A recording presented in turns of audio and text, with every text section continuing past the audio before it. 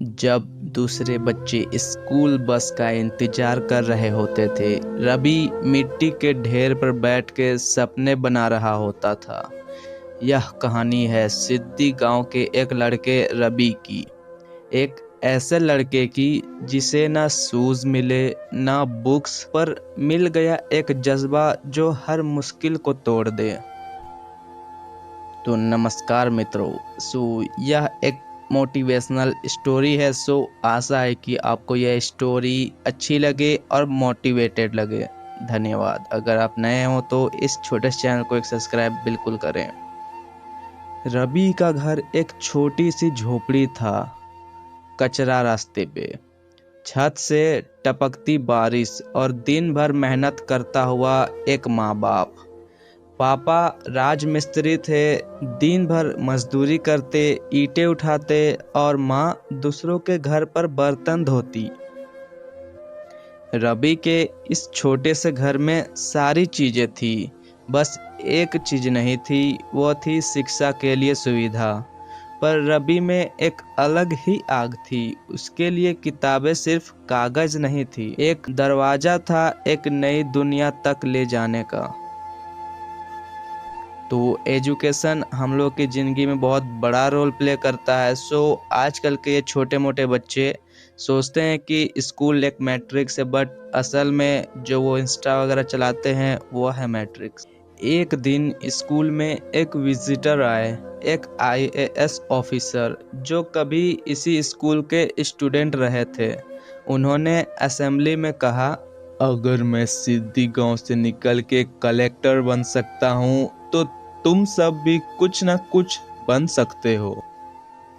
रवि के कान खड़े हो गए। उसने पहली बार सोचा, मैं भी बड़ा आदमी बन सकता हूँ। उस दिन के बाद रवि बदल गया।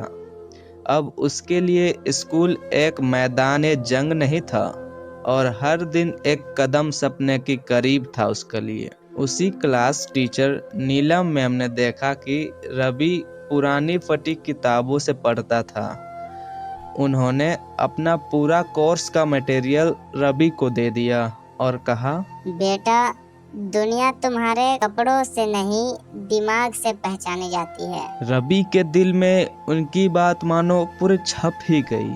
अब हर सुबह 4 बजे उठकर रवि पढ़ाई करता, दिन में स्कूल जाता, शाम को पापा के साथ कंस्ट्रक्शन साइट पे काम करता, लाइक ईंटें उठाना, गिट्टी वगैरह उठाना, और रात को मिट्टी के चूल्हे के पास बैठ के किताबें पढ़ता और अपना बुद्धि बढ़ाता।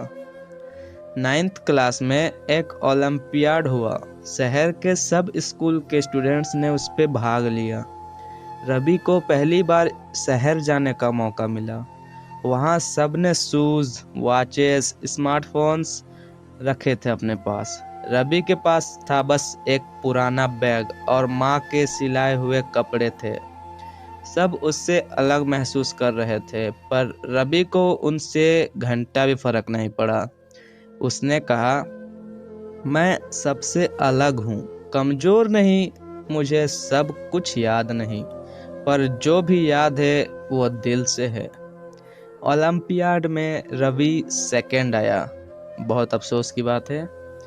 उस दिन उसने खुद से कहा, मैं बन सकता हूँ कुछ बड़ा अगर मैं हार नहीं मानता। रवि की उड़ान। 12th के बाद रवि ने यूपीएससी का सपना देखा। गांव के लोग उस पे हंसे, मजाक वगैरह बनाए, मीम्स वगैरह भी बनाए। कुछ ने माना किया, पर माँ ने कहा, बेटा मेहनत कर, तेरे सपने मेरे भगवान हैं। रवि लाइब्रेरी में बैठा रहता, पुरानी न्यूज़पेपर पढ़ता, यूट्यूब पे फ्री लेक्चर्स पढ़ता। पैसे नहीं थे तो चाय की दुकान पे रात को काम करता और दिन में पढ़ाई करता। So many dedicated. 2 साल तक कोई रिजल्ट नहीं आया। कहते हैं ना, मेहनत करते करते कब उम्र बीत जाती है। पर रवि ने कभी हिम्मत नहीं हारी। 3rd अटेम्प्ट में रवि ने यूपीएससी क्लियर कर लिया। All India rank 162। सो मोटिवेटेड। गर्व की बात है।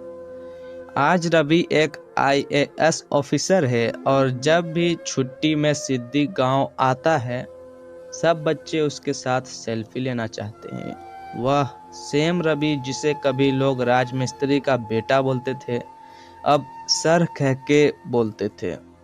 रवि ने गांव में एक फ्री कोचिंग सेंटर भी शुरू किया, जिसका नाम है मिट्टी का सिपाही फाउंडेशन, क्योंकि उसने अपने सपनों को मिट्टी से उखाड़ के आसमान तक पहुंचाया था।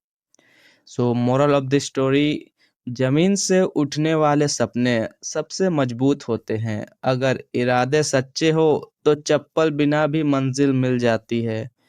हमेशा याद रखना, कोशिश करने वालों की कभी हार नहीं होती।